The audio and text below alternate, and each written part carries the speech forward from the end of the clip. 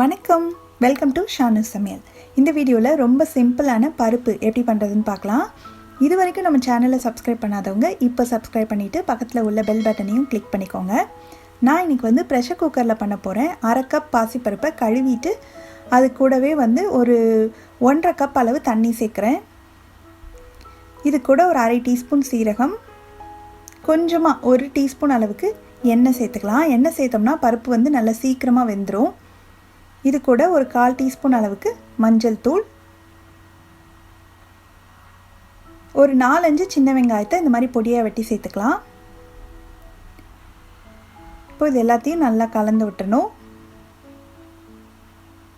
நல்லா கொதிக்க ஆரம்பித்த உடனே குக்கரை மூடி வச்சு ஸ்டீம் வந்ததுக்கப்புறமா வெயிட் போட்டு ஒரே ஒரு விசில் மட்டும் வேக வச்சு எடுத்துக்கலாம்.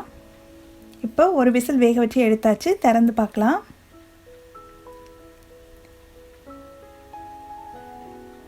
இதை லேசாக மசிச்சு விட்டணும். பருப்பு ரொம்ப கொலைய வேக வைக்காதீங்க. இந்த மாதிரி கரெக்டாக வேக வச்சிங்கன்னா அதோட டேஸ்ட்டே ரொம்ப நல்லாயிருக்கும்.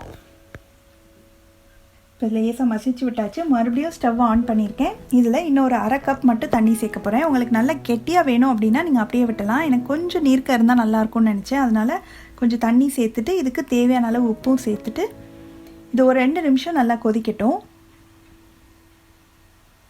நல்லா கலந்து விட்டலாம்.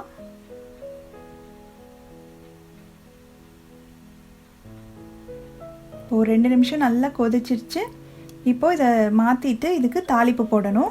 அதுக்கு ஒரு பேனை சூடு பண்ணி அதில் 1 டேபிள் ஸ்பூன் அளவுக்கு எண்ணெய் சேர்த்துக்கலாம். எண்ணெய் சூடானதும் 1 டீஸ்பூன் கடுகு, 1/2 டீஸ்பூன் உளுந்து. கடுகு நல்லா பொரிஞ்சு உளுந்து நல்லா செவந்து வரட்டும். இதில் ஒரு 2 காஞ்ச மிளகாவை கிள்ளி சேர்த்துக்கலாம். கொஞ்சமாக கருவேப்பிலை, ஒரு 1/4 டீஸ்பூன் அளவுக்கு பெருங்காயத்தூள். இதெல்லாம் அந்த எண்ணெயில் நல்லா பொரிஞ்ச உடனே நம்ம ரெடி பண்ணி வச்சுருக்கிற பருப்பில் இதை மாற்றிடலாம்.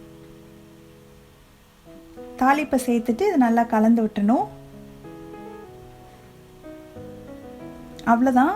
ரொம்ப சிம்பிளான பருப்பு தான், ஆனால் ரொம்ப டேஸ்ட்டாக இருக்கும். சூடான சாதத்தில் கொஞ்சமாக நெய் விட்டு இந்த பருப்பு போட்டு சாப்பிட்டோம்னா சைட் டிஷ் கூட தேவையில்லை. ஊறுகாய் அப்பளம் இருந்தாலே போதும், அவ்வளோ டேஸ்ட்டாக இருக்கும். நீங்களும் இந்த சிம்பிளான ரெசிபியை கண்டிப்பாக வீட்டில் ட்ரை பண்ணி பார்த்துட்டு எப்படி வந்ததுன்ற கமெண்ட் சொல்லுங்கள். இதே மாதிரி நிறையா வீடியோஸ் பார்க்கணுன்னா அந்த சேனலுக்கு சப்ஸ்கிரைப் பண்ணி வச்சுக்கோங்க. தேங்க்யூ.